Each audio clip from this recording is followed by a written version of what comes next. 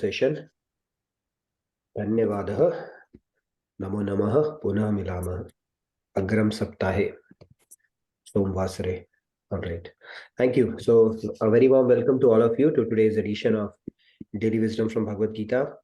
Hope you're doing great. And we will continue on our discussion of Shloka 4.35 after an extended and elaborate discussion of 4.34 on the topic of Guru or a spiritual master. So we'll continue our discussion that we started yesterday. And today we will talk about what is this unity in diversity and diversity in unity. And then what is the perspective or viewpoint of an enlightened person when they look around in the world? It's very important to know that, right? How we look around in the world and how an enlightened sage looks around. Like those lenses are different. We'll explore that today. The difference and why it is important to actually adopt those lenses and fix the lenses that we have currently. So let's get started. I'm going to share my screen. We'll get started with our opening prayers, like we always do. And then we get into the topic of our discussion today. All right.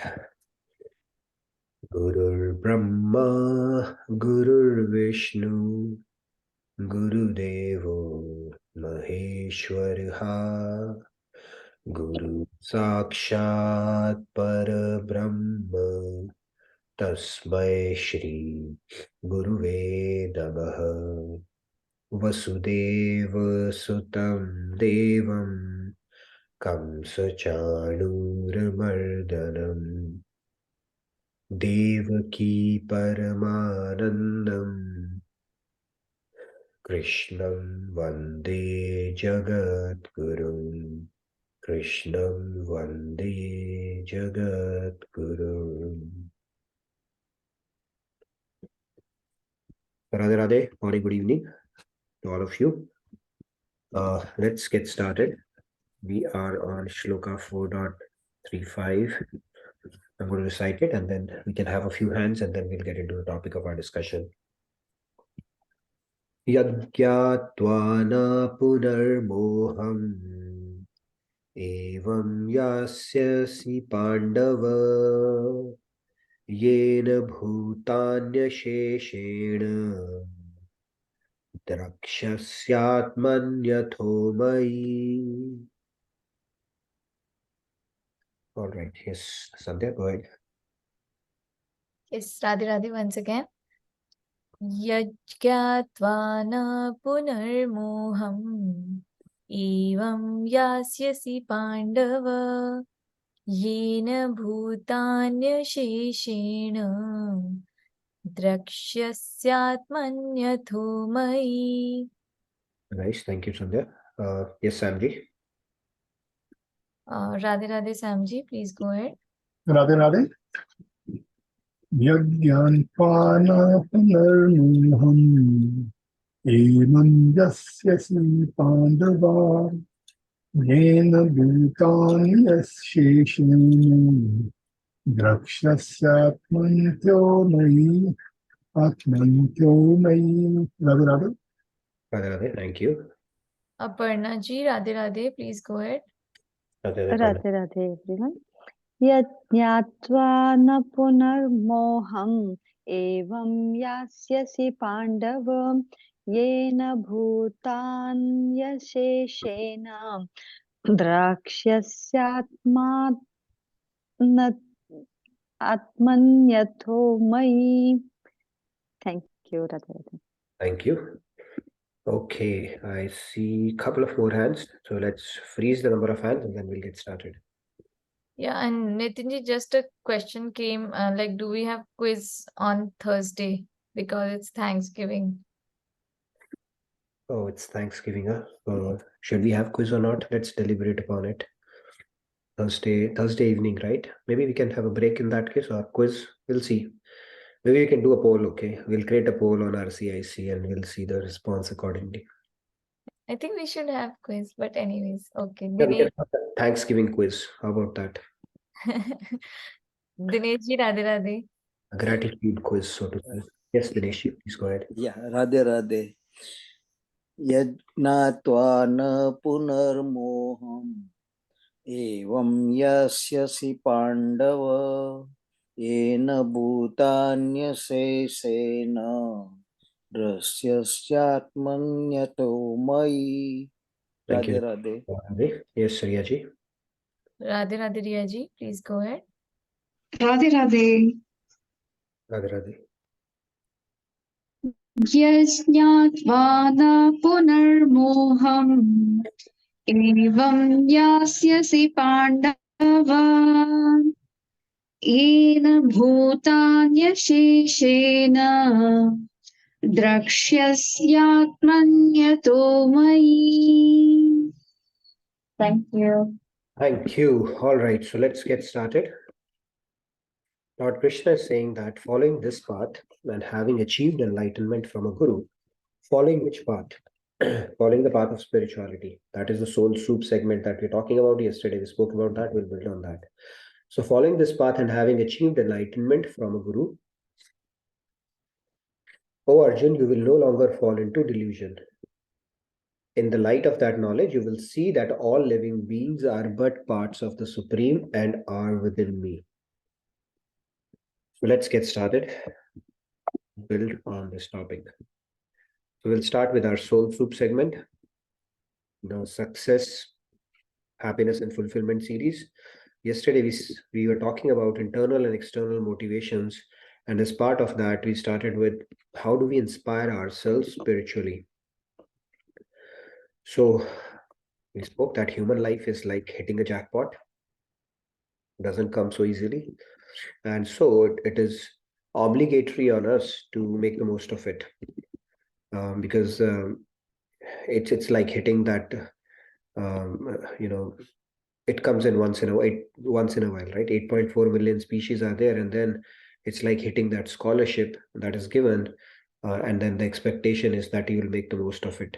And it's only in human life that we can do Purusharth and attain the ultimate goal of life, which is realizing God. Now the question is, how do we inspire ourselves? The golden chance is passing away, right? As you see this hourglass, every moment that golden chance is passing away. Now I'm going to tell you a story here so that, we can take inspiration from it. It's a very beautiful story. So King Janak, right? King Janak, I'm not going to play a trivia today. King Janak is Mother Sita's father in her divine pastimes in Leela that happened during Ramayana. And one of the names for King Janak was Videh. Videh means one who's beyond the body. In fact, when we become God realized, we also become Videh. Videh means you don't perceive your body anymore. You rise above that. Okay, that is one of the symptoms even sages have. And that is why another name for Mother Sita was Vaidehi. Vaidehi, Vaidehi means one who's born from or daughter of Videh. So his name was Videh, and they were two Pandits who started discussing the glories of their king. And they said, our noble king is so famous, and he's known by the name Videh, who's beyond the body. And we are extremely fortunate to be ruled by such a wise and a spiritually elevated king. However, they wondered, how does he remain Videh amid such opulence? Why doesn't he get attached or get enamored by so much of opulence? Because he's living in a palace. So why is he called Videh? After all, he has a large family and immense luxury at his disposal. So that is what they were talking about. So then they said, okay, why don't we hear directly from him? So they said, all right, let's know the secret of his spiritual power or a prowess that he possesses. Let's go and ask him directly. So they went to the royal palace and got the audience of the king himself. And he said, Your Majesty, we are the priests and we are curious to know how you become famous as Videh. When you are living amid such opulence in the palace, can you please share your secret with us? Guess what happens? The King Janak, he says, what kind of a question it is, right? How can you interrogate your king like this? This is what King Janak says. And then he says, hang them to death. Take them to the gallows and hang them to death. Okay, this is the order from King Janak. And then they said, your punishment, but we'll punish you tomorrow. You will be executed tomorrow. But tonight, my servants are going to take good care of you. All the luxuries you can enjoy tonight. Okay, so, and until tomorrow, you will get executed. So the two pandits, they were taken away by the servants, and they were all served with warm water. Their foot were nicely massaged with scented perfumicated oil. And now the luxury has started, right? They were given nice clothes and a sumptuous food, gourmet to select from. And then they were given a luxurious double bed. I don't know what kind of mattress they put in, something pretty interesting. And then, but the sleep was a far cry for them. They could not sleep. Why? Because tomorrow they were going to get executed. All they were thinking of was their impending death. Now the morning comes, sure enough. Now they were brought to King Janak's court. And King said, you know what? I have decided to give you another chance to save your lives. This time you'll be handed a pot brimming with oil. So this pot, it will be brimming with oil, but you have to carry it around the main marketplace of Janakpur. And if you make the entire journey without dropping a drop of that oil, I will pardon you. Right? It's a good deal for people who are supposed to be executed. What happens? So now they were taken to the market and they were handed that vessel with oil. And they both started taking soft steps. They're carrying that pot. Oil should not drop. It's a matter of life and death for them. Because if it drops, they'll be executed. That's the only shot they've gotten at life. So complete absorption of their mind and focus with their intellect, they started circumambulating that marketplace of Janakpur, and then fortunately they succeeded. They did not drop even a single drop of oil, and they came back successfully. And then when they met the king was smiling. He said, you are pardoned. But tell me something, I have a question for you. Last night you were treated to some of the most awesome luxury. Did your mind get drawn towards the temptations that you were seeing around you? Or could you indulge in the pleasures that were offered to you? And then they said, of course, Majesty, they said, how can our mind get tempted? The thought that we would meet our death in the morning was always looming before us. And then he said, okay, never mind. You walked around the main market of Janakpur as well. There were many allurements offering variety of pleasures even in the marketplace. Did you get enticed with them? He said, no, how could we? Our entire focus was on the pot. We had to ensure not even a drop spills from it, or we would be executed. The king said, this is the answer to the question that you had posed to me. You asked me, how can I be a Vide or completely disinterested in all amidst all the opulences and luxuries that I'm enjoying in the palace? He said that I always keep my death before me. And I always remember that life is short and the golden chance is slipping away. Because the soul, the form that has been given to us is transient. This can be snatched away at any moment. It's like taking a rental from God for a short while. That short while could be 100 years at best, but nobody knows that. And that is why I always remain focused every moment judiciously. And then the mind, there is no question of mind getting enticed by sensual materialistic pleasures that surround me. So it's just about activating that knowledge, and the spiritual inspiration would automatically follow. So that was the story. I hope you got the message from the story. So the golden chances pass away as a human, and then like King Janak said, he beautifully illustrated the point by giving them two assignments where although you were having all the luxuries, but you could not think about it because you always had the big question that is confronting all of us in human lives, that any moment could be our last moment, any day could be our last day, which can happen. And when we understand the fact that human life is the only opportunity we get for spiritual elevation, and then we have to wait for a long time, it could be millions of kalpas as well, then of course we'll prioritize it. With that said, let's move on to our verse now. So yesterday we spoke about this, right? This guy is crying and he goes to this guy. He said, why are you crying? He said, the reason I'm crying is because your wife has become a widow. And the other guy is also crying. Right? He starts crying, oh, my wife has become a widow, so I need to cry as well. So both start participating in it. Now, if you think about it, it is a lack of understanding. Okay. It is a lack of understanding of the situation. or the possibility that is, I mean, how can his wife become a widow when he's alive there? But something similar is happening to us as well. Okay, when we think about transitory or the temporary things around us as permanent, lament over it, and when we are living with a paradigm that we are this body mind complex, then these kind of things can happen. So from a it might seem funny to us right now, but from a sage's standpoint, we are also doing something similar, right? Because soul is eternal, and for the things that we lament about or hanker about, they are only a logical extensions of our body. And because of our ignorance, we keep on dwelling upon them or giving them too much importance, losing the big picture at all. Easier said than done, of course, right? You can always talk about knowledge, but when it comes to implementation, it just slips away. That's how our intellects are wired, right? I was telling that story about a Panditji. Panditji was telling people, right? There was a bereavement, or somebody had died in the family, somebody's son had died. So he came and he was consoling them, and he was doing all the mantra charan as well. And he pulled out a piece of knowledge from Bhagavad Gita saying, Nayanam chindanti shastrani, Nayanam dhati pavaka, soul is eternal, it cannot be slayed, it cannot be killed. All that stuff he was telling the family. So don't cry, don't lament over it. And then the Pandit leaves for his home. And next week, his cat died. And he starts crying and wailing. So the same family, one of the members, he comes to his home and he sees Panditji crying. He asks Panditji, why are you crying? Only last week you were telling us soul is immortal. So why are you lamenting? So Panditji said, you know what? The son who died was yours, but the cat who died is mine. That is why I'm crying. So the point is, even if we understand the knowledge, until we have really contemplated upon it deep enough, it really doesn't click or become wisdom or realize knowledge as such. Now let's build on. So yesterday we spoke about two birds, Dwa Suparna Sayuja Sakhaya. So our soul is eternally witnessed and accompanied by Super Soul, which is God himself or the Paramatma.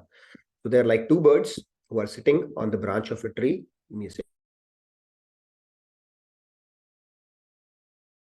And one of the bird is enjoying the fruit and tasting the fruit, and the other one is not eating but simply looks on. It provides the results of the fruit. And so the witness or the one which is bestowing the fruits of our karma is Paramatma, which is our eternal associate. No matter which body we decide to go into, not we don't decide actually, it is given to us. The Paramatma aspect always accompanies us. He's our true Sambandhi, so to say. Rest all of our associates, they are only temporary. They are in our journey only until we shed this gross body. And somebody will come till the door, somebody will come to the crematorium, somebody will, and then some will just gather around you, and after that, it's all your own journey. Okay, nobody can accompany anybody. That's a fact of life. And we spoke about the darkness and light. When once somebody, when the light comes in, then darkness is eliminated. So light cannot come in darkness, but darkness cannot overcome light. So that is what Lord is saying in the shloka, that once you become enlightened, there's no looking back after that. It's not like now you're enlightened and now you're in ignorance and again you're enlightened and again you're in ignorance. No, once you're enlightened, you're always enlightened. Okay, the ignorance can never overcome you at that point.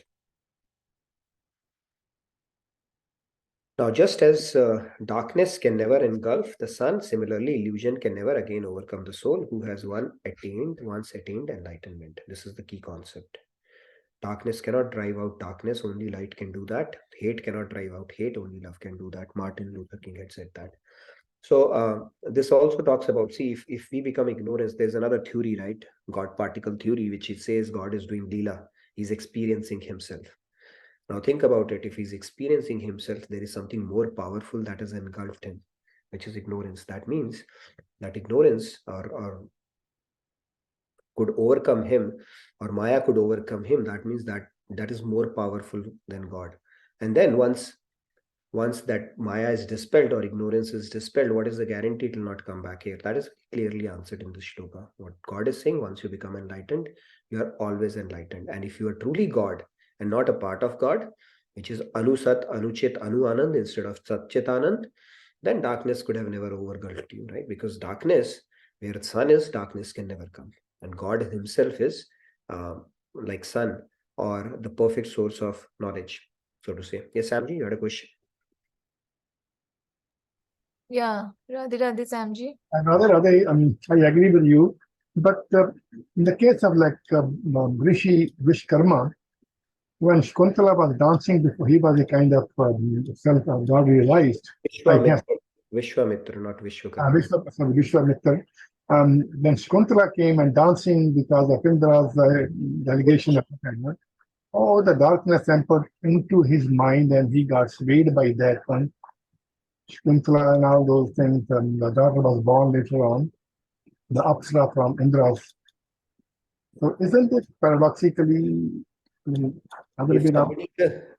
so what you're talking about is the Vishwamitra, right? Yeah. Now, if somebody is an elevated saint, doesn't mean you are beyond Maya at this point, right? That is an example giving that you do not underestimate the power of Maya or the power of your senses. They can lead you astray. One moment can erode your tapasya of thousands of years. So sage Vishwamitra, right? If somebody is God realized, ignorance cannot overcome them. They may choose to do Leela. But if you're not God realized, even if you're 99.9% there, any current of, right, it's like you have not reached the other bank as yet. You're almost there. Still you can be swayed by any current at that point. And that is why it is said on the path of devotion, do not underestimate the power of Maya. Your senses, they can lead you astray any moment. That is how powerful they are. Okay. So, but if you are God realized, then there is no question of your senses leading you astray, because now you have become Rishikesh. One of the words that Arjuna has used for Lord Krishna in Bhagavad Gita is Rishikesh. And Rishikesh is one who is a master of his mind and senses. They are not ruled by their mind or senses. They rule their mind and senses. I told you the story of Krishna, right? When gopis offered him food and he said, okay, go to offer it to Durvasa Rishi on the other side of Yamuna. And then he said Yamuna was overflowing. So gopis came back to him and said, Yamuna is overflowing. How do we go? He said, tell Yamuna that if Krishna is Akhanda Brahmacharya, then give way to us. And they laughed. They said, how can he be a Akhanda Brahmacharya? He's always teasing us, stealing our clothes and doing all the, leelas. How can he be like that? But nevertheless, they went and said that. So God may be doing a leela, but if you look at it, he's a complete control of his mind and senses. And same thing is with the sages as well. They are in complete control of their mind and senses. Okay, saints rather, who have realized God. Ishwetaji, you had a question? Yes, if you could just go back to the previous slide. It says, no, the next one. Yes. What does this mean? Similarly, the illusion can never overcome, can never again overcome. The soul has one certain enlightenment. What do you mean one certain enlightenment? So do we forget, if we take the birth again, do we forget what we have learned, spiritually speaking? No. Once you have attained enlightenment, let's understand what enlightenment means. Enlightenment means that you are perfect, you are situated in perfect knowledge or perfect truth at that moment. Okay. Other thing that happens as a byproduct of enlightenment or as a consequence of enlightenment is that you have cut the shackles of Maya.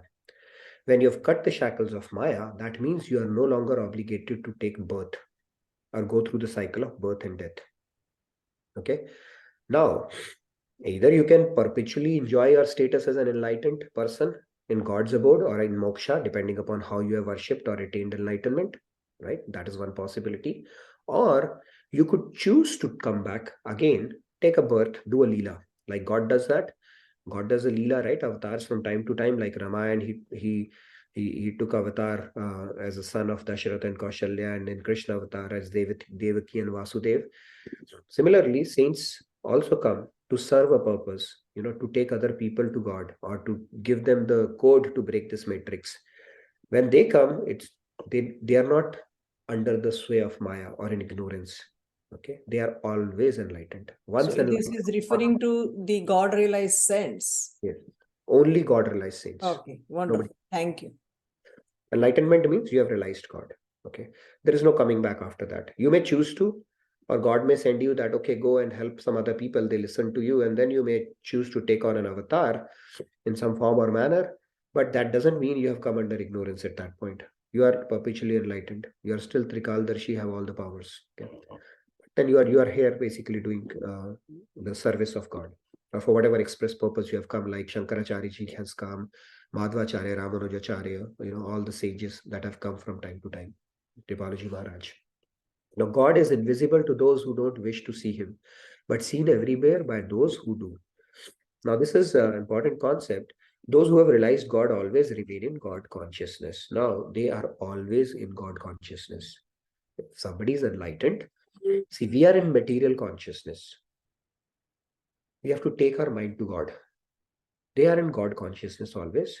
They step down to operate effectively in this world so that they can talk and behave and joke around and do all the things that we do, eat food and have all the fun and frolic with others.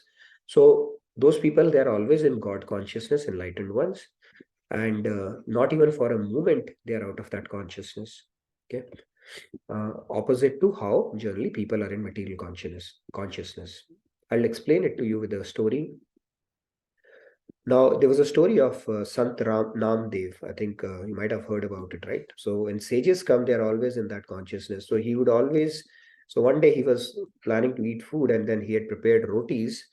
And then what happened was that he went to wash himself, and then there was a dog who came and grabbed that roti that he had kept and started running away. So what would be a reaction of a normal person is, oh my God, dog, they will, throw something at him and or do something.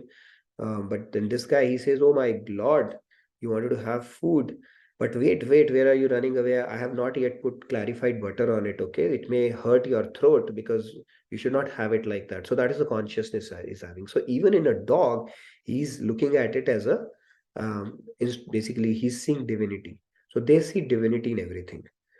However, for them to operate effectively, of course, they step down. So they are Paramhans, but they become Hans. They step down a level and then they operate in this world, but they see divinity in everything. That connection is never lost. Okay, that is the key thing here.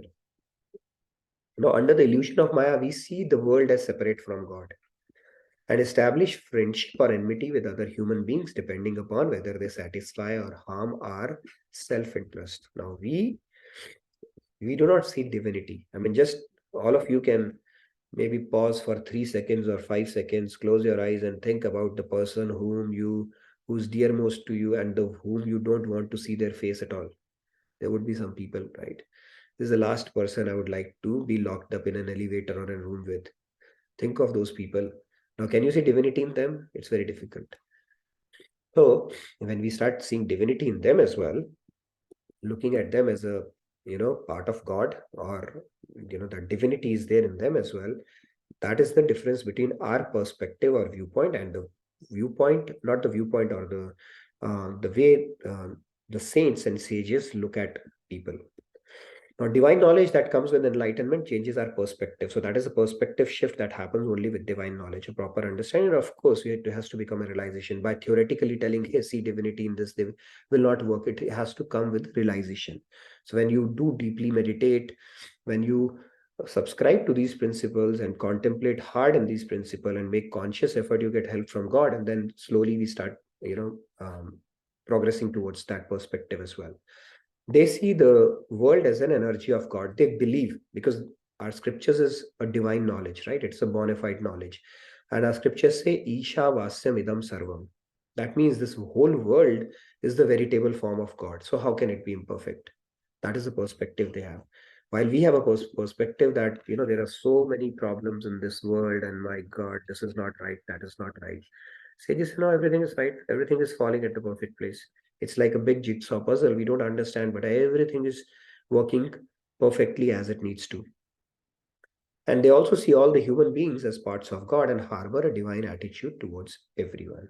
So they do understand everybody are divine. They are souls, not this body.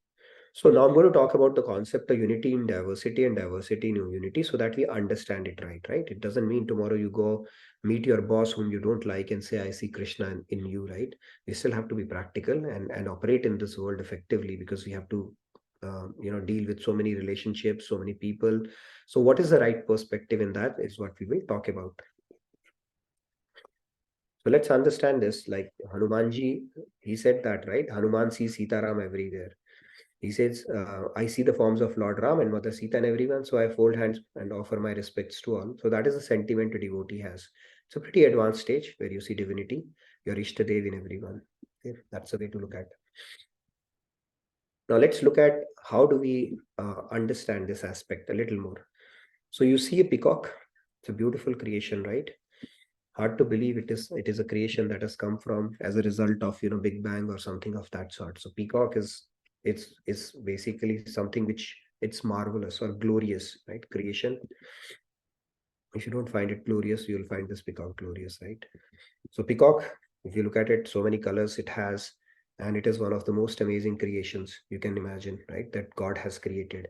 In fact, there is a shloka 10.41 in which Lord Krishna is saying that 10.41 that anything that you see glorious in this world, consider it to be but a spark of my splendor. So anything that becomes interesting for us, which we get impressed with, it is just a spark of God's splendor. So peacock, it's a beautiful creation from God, right?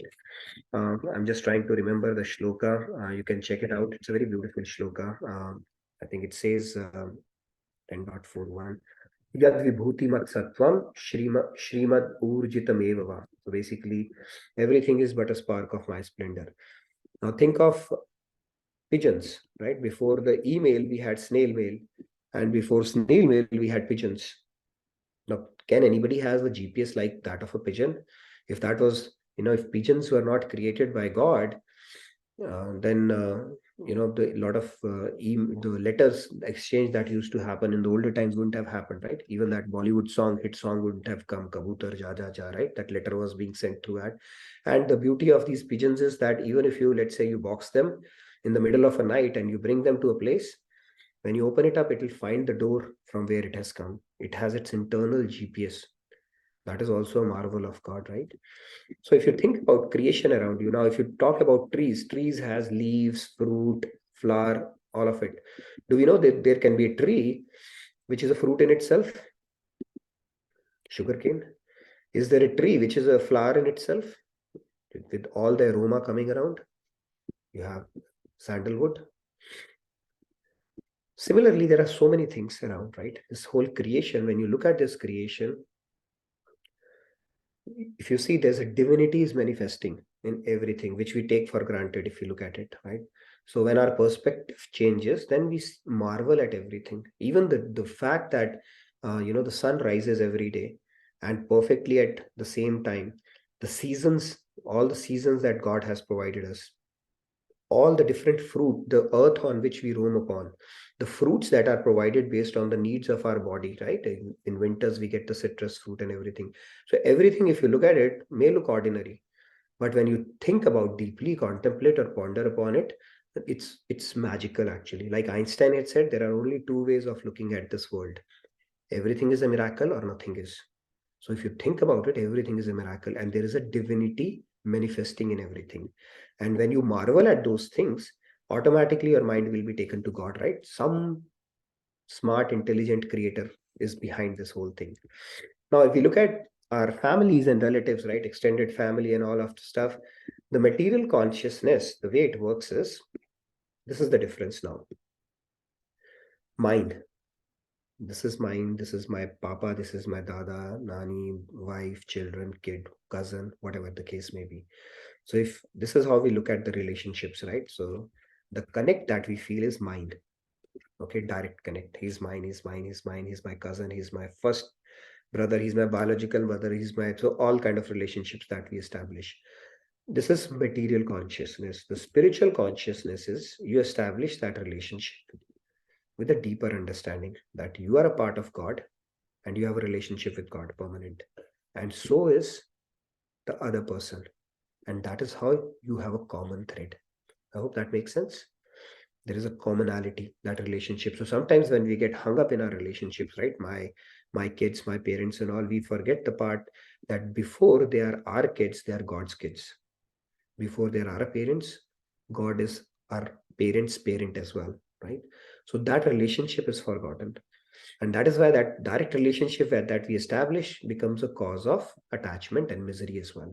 But when we look at deeply about this concept, that will be liberating, and you'll become even more responsible, right?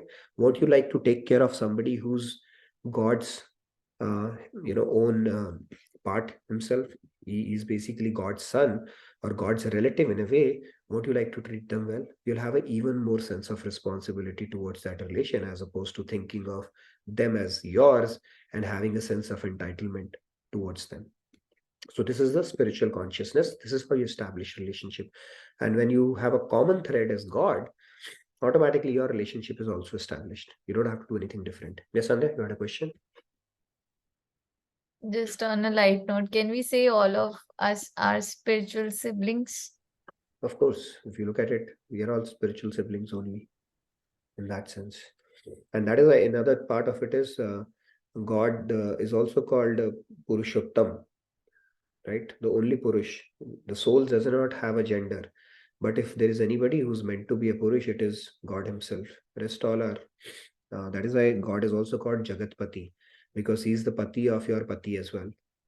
Right? He is the master of this universe, and he is the ultimate. The buck stops at him, basically. The souls are a mere fragment of his energy, and then in that sense we have a spiritual bonding with each other, right? Because we are divine, and we are the divine, what you call that, spark of God himself.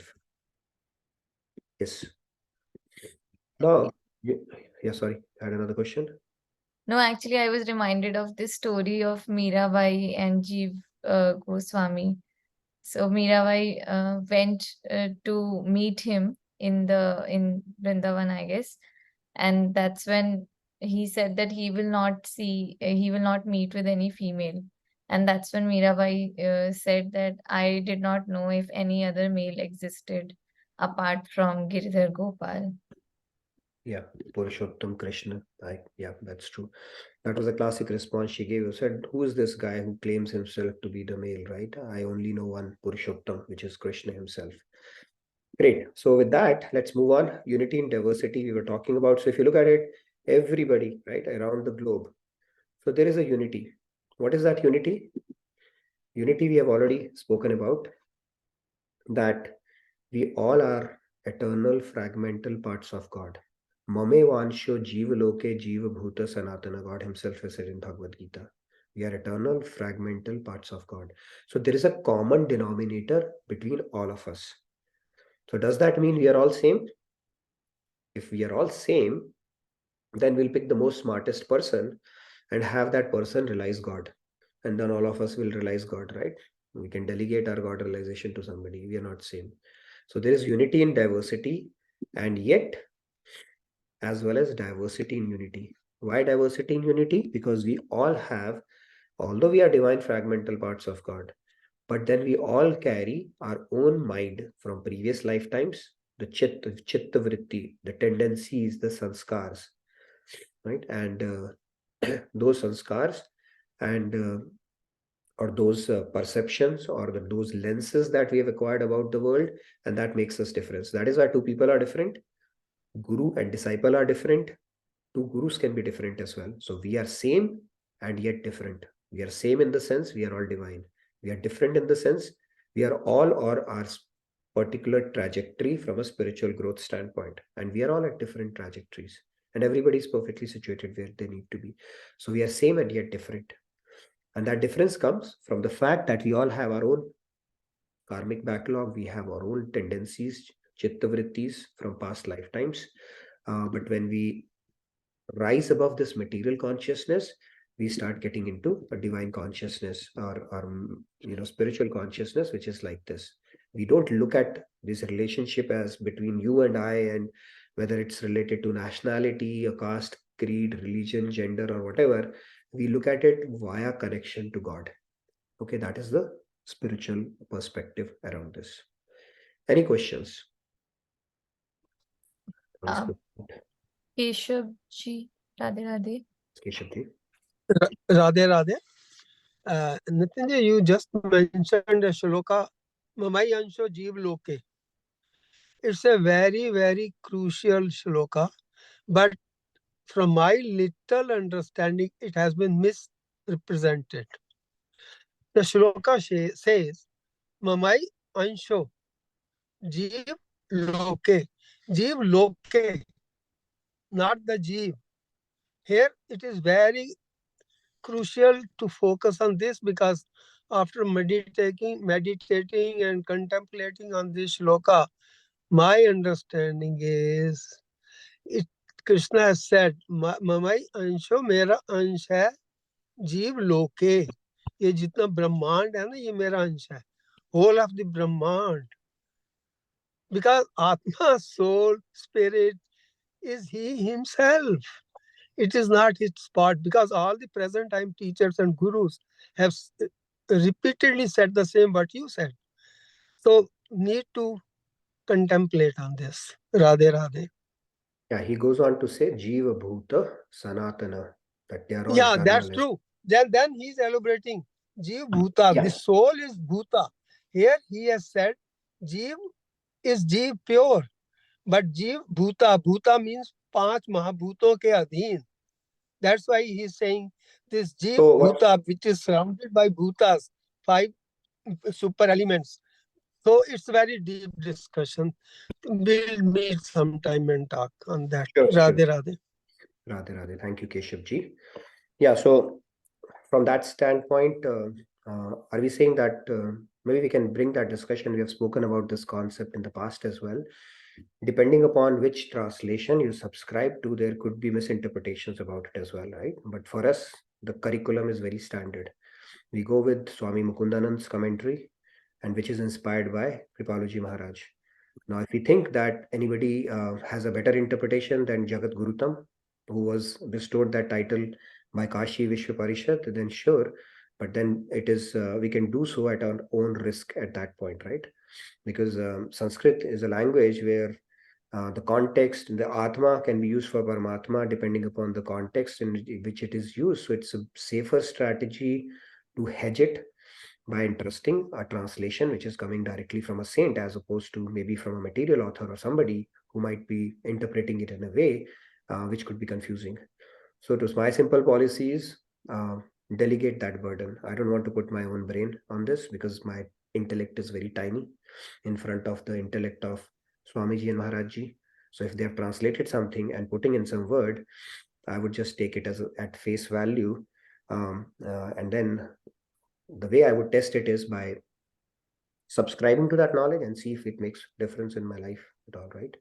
But yeah, we can discuss that concept. Are we God ourselves, or are we the fragmental part of God, right? That is another discussion that takes place between Gyanis and devotees, which is a very fascinating topic. And we have spoken about this topic multiple times. Happy to bring it in one of other sessions as well. Yes, Shri Ramya, you wanted to say something? Radhe Radhe Shri Ramya ji. Radhe Radhe Nitinji. I had a question from one of your earlier slides. Sure. You had mentioned that once the soul gets enlightened, it will never come. It will never forget its. Will not come So- under ignorance again. Yeah, that's right. Yeah. So, but there are these instances, even when God came as himself, as Krishna, he forgot himself.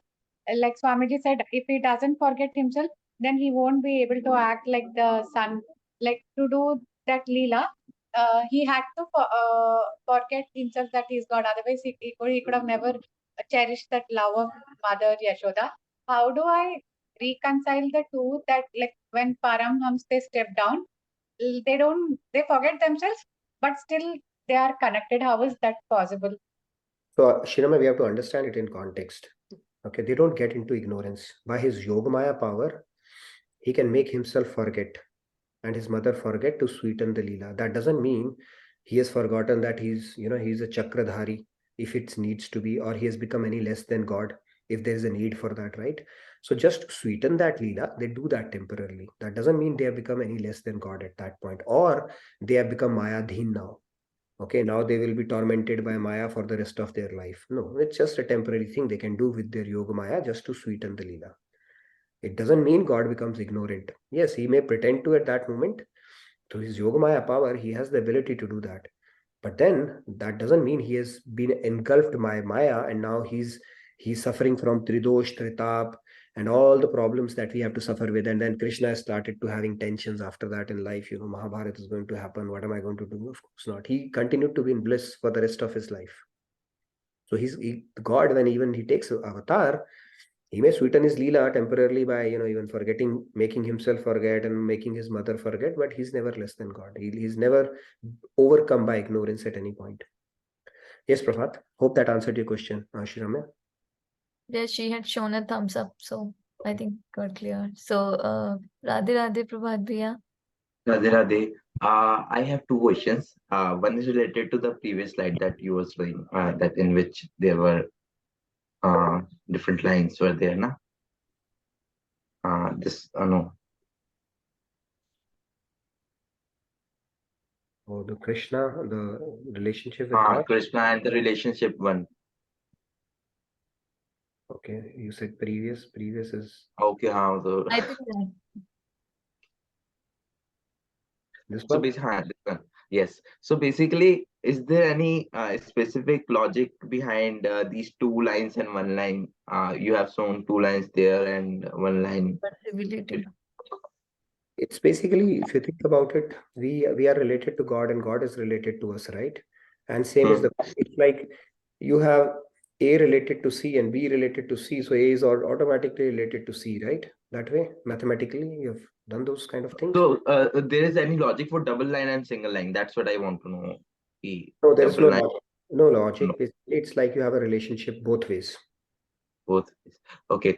And another question is like you were telling that we have to see God in everyone, and I'm totally aligned with it. Like we have to do that.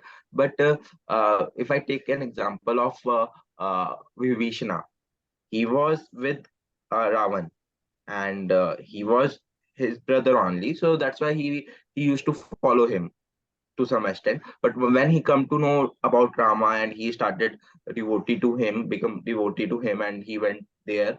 So we always have an option. Like we can see God in Ravana, and we also know that Ram is also God, right? So here we have a choice. We have a selection that we can go to that particular form, because it is in that we can see the divine form, right? So similarly, when we are in word and we are interacting with lots of soul, although we are looking everyone as a tiny portion of the Supreme Lord, but there we can also some of us are more into Maya or something like that, because Maya Deen types, so some are less. So because of that, we have some sort of attraction towards those people who are on the path of divine path, or maybe these things happen. So similarly, once we if we talk about ourselves, when we are not aware of about the Supreme Lord, about God, then we are doing everything as our responsibility. Like we are father, we are in any of relation, we are doing it. But once we come to know that there is something more than that, like if we come to know about our guru or something, which to whom we love a lot, so then there is something like we want to devote our maximum time, we want to see him as much as possible, we want to think about him only. We are doing other things also, but anyhow we are not doing with the passion. Our passion is there only. So this type of thing happens. So so that's what I want to confirm. Like it's a choice is always there. Like selection, the things that we want to do from our heart. So these things happen. That is true. So one is when we see divinity in everyone, that doesn't mean you'll see God in everyone, right? Of course, we have to practice that. They are also part of God. That knowledge has to be at the back of your mind. But at the same time, you also understand everybody is operating out of their sanskars, right? That divinity is not yet manifested, even though they are divine, but that is not manifested. So the behavioral competence is anyway needed in this world, right? How do we deal with this person? If he's a boss or stuff like that, it's not like it's that direction is coming from God always, because divinity, That divinity has not yet manifested, right, in anyone. So that principle is always there, and that the only thing that you would do is you be careful about it, right? You don't harbor bitterness towards somebody. You understand that God is recited within you. Just learn your lessons and move on. And on the other side, yes, if you get attracted towards your guru and you want to spend, that is a good sign, right? It's a good sign, because once you start tasting something, a higher taste, you of course feel like rejecting the lower taste. That automatically happens. But then you have to honor the station of life that you are in as well, right? Now, if we get a call of God like Buddha did at the middle of the night, sure, then nobody can stop you. You won't even ask that question. You will simply walk away. Like Buddha did, call of God is the strongest. It doesn't come to everybody. But if you haven't gotten a call of God, then we have to balance it out with our, social responsibilities as well. What are we supposed to do, right? When we are in any way, we are serving the relatives of God only, right? And that is a responsibility God has given us. So we have to balance it out in that sense, I would say. But yes, if a call of God comes to us, then you won't even be asking that question. You would have walked off, because you are very clear about what you want to do at that point. But until then, we have to balance it out based on the responsibilities that we are entrusted with. And that's God's design for us. It's not happened automatically, right? There's a reason why we did not opt for Karam Sannyas to begin with. There's a reason why we got married. There's a reason we got a wife or a husband. There's a reason you got kids. So those reasons have to be honored. Those reasons cannot be negated now that you're feeling more attraction towards, guru or something. Yes, keep on harboring that sentiment, deepen it and see where it takes you, but not at the expense of the 10 other things that are anyway enforced upon us, right? Based on the station of life that we are in. Hope I answered part of your question at least. Yes, Swarnaji was going to ask, and Ipsitaji as well after that. Yes, Swarnaji, please go ahead. Radhe Radhe Swarna ji. Radhe Radhe Sandhya ji, Radhe Radhe Nitin ji. I hope you all are doing well. It's been quite a long time since I have been active. Though apart from attending sessions, I try to do seva and try to do all the work just to promote Guruji and Swamiji's knowledge. And I could relate with you, Nitin ji, like on a daily basis, when I try to contemplate, when I inculcate discipline in myself, that every day the sun is rising, it's rotating. No, we don't remind anybody that it's not only this planet, all the planets, solar systems, galaxies, universes, they all are functioning, the energies, the water level on this earth only, we cannot think so much, whatever we can from our intellect, material intellect. The water level is almost the same always from years to years. The air is always purified. We always inhale oxygen, inhale carbon dioxide, but always exhale CO2. It's never vice versa. So the balance, and if you study biology and anatomy, and that's what I tell my students, the process is so well perfected, and nature is, you cannot take a pinpoint any mistake in the nature. Everything is well balanced. It's only our minds. We need to balance our mind, internal environment, that's it. External environment is all balanced. So my students were like, ma'am, when we eat all the junk food, so much of pain the stomach and intestines go through. I'm like, yes, so many stages of digestion, they are there, and so many enzymes are secreted. We don't know what happens in our body, and when we get to know, we will have mercy on our body. So same goes for plants, animals, seasons, rotation, revolution, everything. So plus then when we inculcate knowledge, that is how we increase our surrender. That we are nothing. We think that we are great. We know everything, but we have done actually nothing. We should be totally confident on the grace and on the creation of God. Even that's how I could detach from my daughter also. Circumstances are that I'm not living with her. But then I was like, see, previous life, her parents were somebody else. Then this life, I'm there. And God has always known everybody's thoughts from lives to lives to life. We don't even know what our parents are thinking, brother, cousins are thinking. So we are just physically in front of them. But actual godfather is God only for their mother, father, cousins, everything. They're just to play a role in this lifetime. And yeah, I'm trying to think also that every day if I die, the end of the day, and that really creates a dissociation and detachment, and that piece is very nice, that I am a soul, everybody is a soul on their journey. Just wish them all the best, bless them, may they come out from the shackles of Maya, and they turn themselves towards God. So it's a very satisfying and happy feeling that you don't need anything else. Very true. That's a deep realization. And I think it brings in a lot of peace if you contemplate upon it and let it sink in. Very, very true. Right? Our biggest problem is our attachment, right, to some material. Correct. And in every lifetime, we end up finding those one or two people. That is you don't need a, what you call that, a village of people to get attached to for you to come back to this earth. All it needs is one person. And it could even be a pet, may not even be a person. Yeah, anybody can make that realization come in you.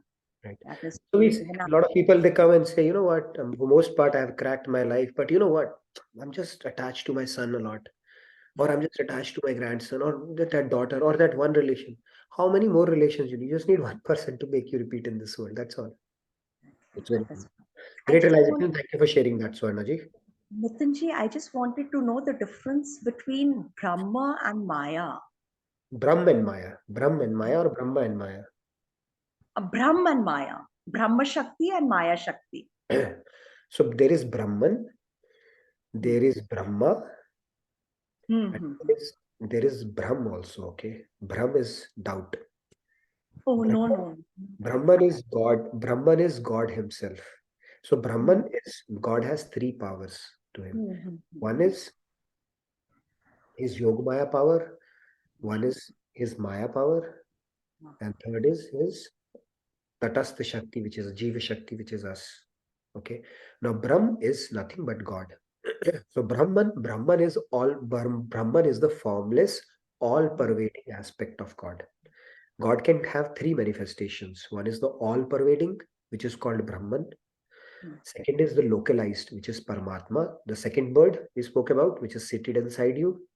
And the third is when he takes on an avatar in Sagun Sakar Swarup. But he can exist simultaneously, unlike us. Right? If I'm here, I'm not anywhere else. But God could be taking an avatar. At the same time, he's pervading the entire universe. And at the same time, he's seated within you as well. So Brahman is the formless, all-pervading aspect of God. And Maya is his inferior energy. Maya is his energy only, but it's his inferior or Jad Shakti, insentient power. Okay. Insentient man, it does not have life, like, for example, Jad Shakti, brick, stone, and all that stuff. It doesn't have life in it. Now, the products of Brahman Shakti, like jewelry, clothes, shoes, and all, because mountains, rocks, they're all derivatives of mud. Yeah. Derivatives of mud. Yes. So can I say that Maya is a product of Brahman Shakti? You can call it, I mean, it's one of the many powers of God. It is coming from Brahman only. The source of Maya is also Brahman. Maya is actually a Shakti of God only. And it is its perfect Sevika. Sevika means it is doing its job to perfection. It is also serving God only. So all the jewelry and everything that you see, Lakshmi, Maya, everything is a energy of God only. It is only that humans, they desire and they make their destiny that I will be an engineer or I will be a businessman. The products of Maya increase from lifetime to lifetime. Like in Kali Yuga especially. Earlier we didn't have computers, technology, so many things.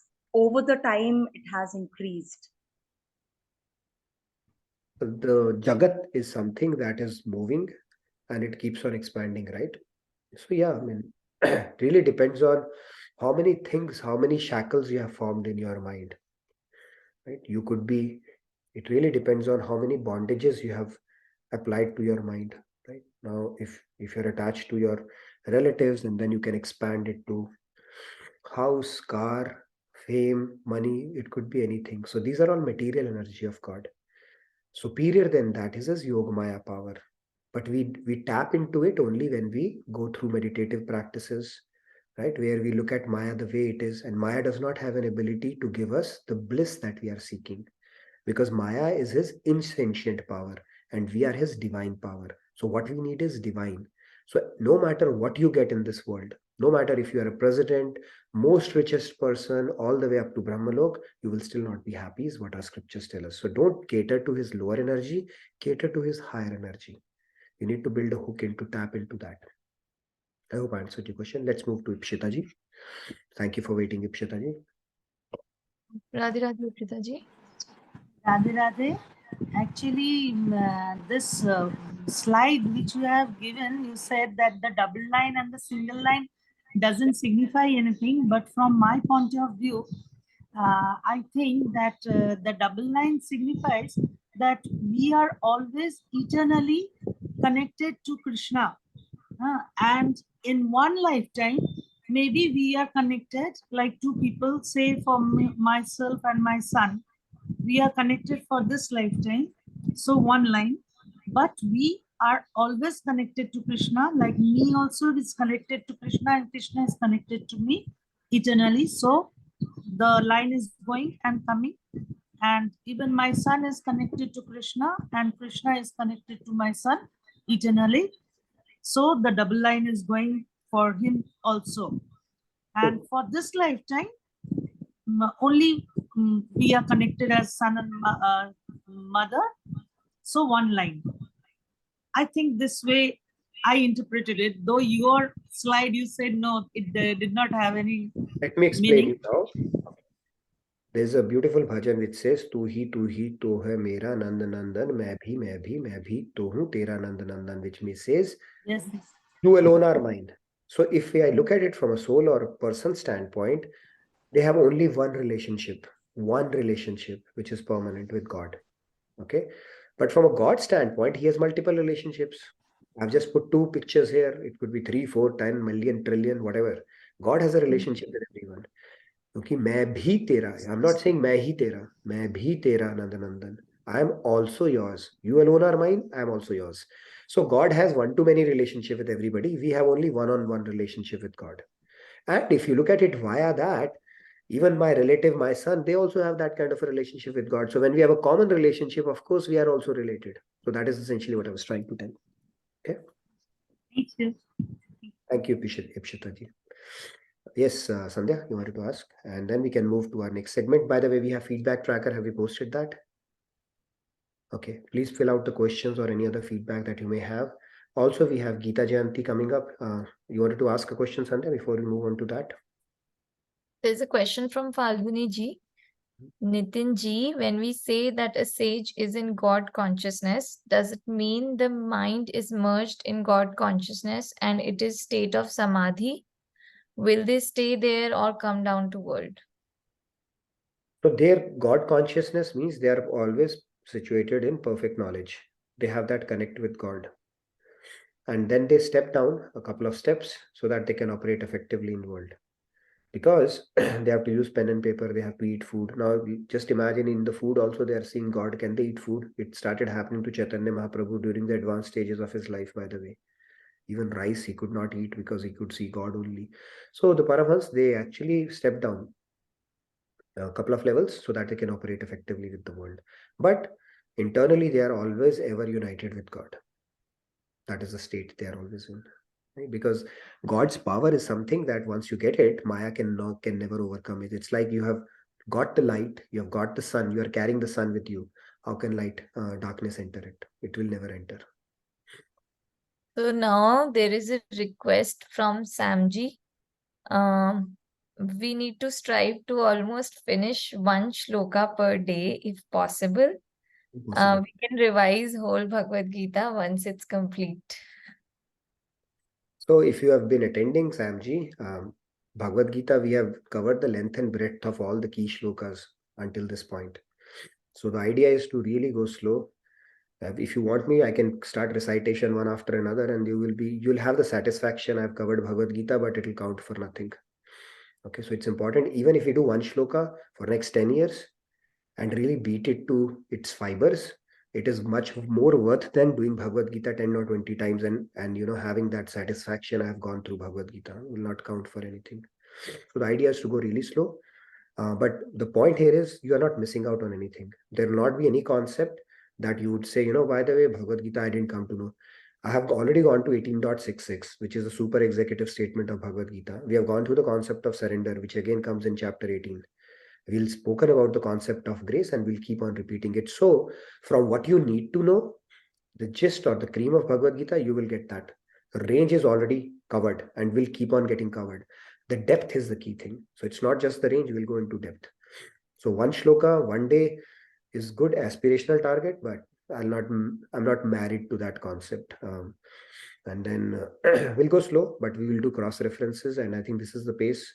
I hope if you have any feedback, and most of you think that way, you can put it in the feedback tracker. But all I can assure you is that you will not miss out on any key thing. And you don't have to wait for 15 years to get the import of Bhagavad Gita. If you are attending it for a few months, you would have gotten the import of it. We'll go so much back and forth that you would have, kind of gotten the gist of it. And this, I think, is a good segue for us to talk about Gita Jayanti. Yes, Gita Jayanti. So I think most of us might already know Gita Jayanti is coming next month. It is on December 22nd. So it is actually about a month to go. So we would like to celebrate this entire month dedicated to Gita Jayanti. And as part of the celebration, we would like you to share your favorite shloka from Bhagavad Gita. As we progress once a week, any day, Nitinji, that is something we haven't. Put it in the feedback tracker. We could pick up any day. If you're ready, I just need a 5 Right. minutes. You can just, right. So if you're interested, you can just put it in the feedback tracker and you will be given like 5 minutes during the session to recite the shloka and explain its meaning as per your understanding and what you have learned from the session. So yeah. So that is about Gita Jayanti. Lakshmi ji have requested for a sister duo bhajan performance today. Okay, sure. And please fill in the feedback tracker if you want to sing a bhajan. That way I can plan, because I would like to wrap it up by 10:15 every day. Right. So I've shared. Sorry. Yeah. So an Abhaji has made a request. Please keep it slow. I am not as knowledgeable as others. The pace explanation is very helpful. Okay, so you are okay with the pace, so it's 1-1. Okay. And then feedback tracker will get filled. So I guess. Yeah, I do get that aspect, when we go slow, some people say, okay, when are we going to complete Bhagavad Gita? At least I can say I've completed it once, but trust me, you will not miss out on any key knowledge, foundational thing that you need to know. But I want to make sure one shloka, we go so deep that Gita is so powerful. Even if you spend your life on one shloka, around one shloka or half a shloka or a quarter of shloka, it is already a success. Okay, that is the power of Bhagavad Gita. That is why we try to go very deep, so we never know which shloka will click to whom, depending upon what stage of life they are in. And that is the whole idea. And then I try to bring in all the aspects from different commentaries from Swamiji's different books, Bhagavatam and all that stuff, so that we can go as deep as possible. And honestly, I feel we are actually fast, because in less than 3 years, we have already reached completed 4 chapters, and we are at 4.35, right? So we are very fast. 3 years, 4 chapters. Okay. But okay. We have this action of covering the range as well, so we'll do that periodically. Okay, where are we moving? Are we moving to the next segment real quick? I mean, quick announcements, or I mean, mainly, yeah, we have shared the feedback tracker. Most of us know that Swamiji is in India and his tour is going on. Today onwards, he's going to be in Pune and Mumbai. So people in Maharashtra, do not miss out on the chance to meet Swamiji. And the rest of the schedule is posted in the chat, so check that out. And here at Radhakrishna Temple, Dallas, we are soon going to have Tulsi Vivaah. Details for that are also posted in the chat, so that you can attend live online as well. So that's the wedding, divine wedding between Shri Krishna and Tulsi Maiya. Okay, these are all the announcements. We can move to the devotional segment now. Do we have Lakshmi ji and Rupa ji, they wanted to do a duo Lakshmi ji and performance. Rupa ji, and I have one entry today in the feedback tracker. I'll disclose the name later. Yes, please go ahead. Do it. We'll look at that. Yeah, okay, here they are. Yeah, Radhe Radhe everyone. Thank you for giving opportunity for us after a long time.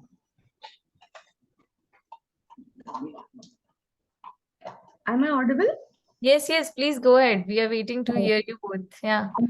This is Damodar Ashtakam. Namamishwaram Sachidanandarupam Lasatkundalam Gokule Brajamanam Yashodaviyonukaladavamanam Paramrishtamatyantato Dutya Gopya Rudantam Muhurnetra Yugmam Rujantam Karambojayugmena Satankanetram Muhushvasakam Patrireka Stitadgreva Damodaram Bhaktibhadram Iti Draksvalila Virananda Kunde Swagosham Nimajjantam Makyapayantam Tadiyeshitagneshu Bhaktarjitatvam Puna Prematastam Shatavritti Vande Varam Deva Moksham Na Mokshavadimva Na Chanyavraneham Vareshadapiha Idam Deva Purnada Gopala Balam Sadame Manasya Virastam Kimanyai Idam Te Mukamboja Ratyantalilai Vritam Kankalai Snigdha Raktaischa Gopya Muhushchumritam Bimba Raktadaram Me Manasya Virastamalam Lakshalabai Namo Deva Damodar Ananta Vishnu Prasida Prabho Dukha Jalabdimadnam Kripa Drishti Prashchati Dinam Bhatano Gruhani Shamamanyami Dakshidrishya Kuberatmajau Baddam Uttariyadatvat Tvaya Mochitau Bhakti Pajau Krutaucha Tada Prema Bhaktim Swakame Prayascha Namokshe Graho Me Sri Damodareha Namaste Studamne Spuradipi Tvadiyodharayata Vishwasya Damni Namo Radhikayai Tvadiya Priyayai Namo Nantalilaya Devaya Tubhyam Namamishwaram Sachidanandarupam Lasatkundalam Gokule Brajamanam Yashodaviyonukaladavamanam Paramrishtamattantato Drushagopya Paramrishtamattantato Drushagopya Radhe Radhe, thank you. Radhe Radhe. Beautiful. You guys did do it really well. Very difficult to understand who was Lakshmi ji and who was Rupa ji today, okay? Actually, my phone is in a bad condition, Nitin. After joining my school. One on right is Lakshmi ji and on the left is Rupa ji, right? Yeah. Okay. Thank you. Thank you. Talking about my right and my left, okay, not by the way. In white is Rupa, in blue is Lakshmi ji. Okay. Yeah, one question, Jinji, is that Tulsi Vivaah is from evening 4 p.m. Indian time throughout the night? That timings you can check on the website. And Yeah, I it is written as 4 p.m. onwards. that's So it is CST. US time or No, Indian that's time? US time. So it will be your 3:30 a.m. in the morning. 3:30 a.m. Okay. The Baratis who are going to perform dance, they will be able to tell you exactly when the marriage is going to. Anybody have a different idea? Yeah, 4 Okay. p.m. CDT. Monica CDT. messages. Okay, fine. Okay. Thank So you. with that, Thank you, Monica. Thank you. very nicely, beautifully sung. Thank you so much for that. Loved it. Okay, so I'm going to sing a couple of lines and then we'll wrap it up. There are no more entries. I put in my own entry today. Okay, so I'll sing Ram and Krishna bhajan. So let me take a couple of lines for that.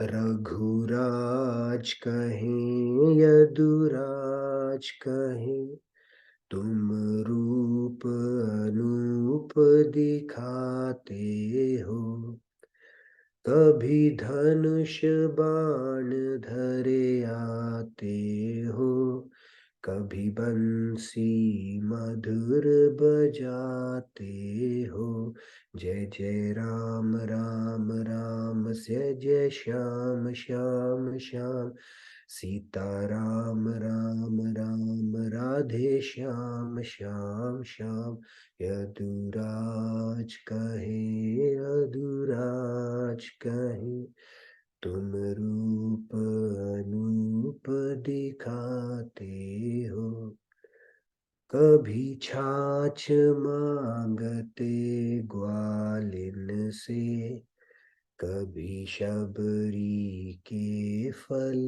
खाते हो जय जय राम राम राम जय जय श्याम श्याम श्याम सीता राम राम राम राधे श्याम श्याम श्याम.